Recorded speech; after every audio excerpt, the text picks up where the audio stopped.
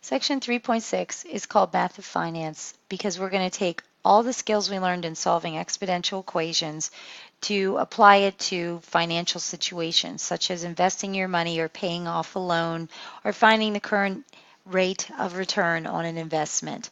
We're going to start out simply and then we're going to build on that. So the first couple examples talk about interest accumulated into account.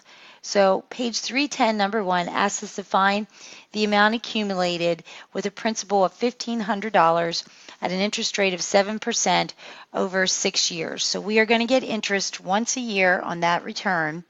So we're going to use the formula, the accumulated amount equals the principal times 1 plus the interest rate raised to the n or t power.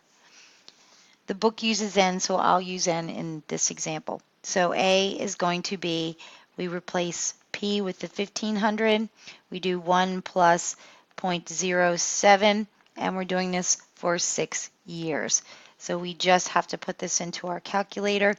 1500 times 1 plus 0.07 to the 6th. And when we do that, we get the value that A equals $2,251.10. Please remember that we are dealing with money, so you need 2 decimal places for these problems.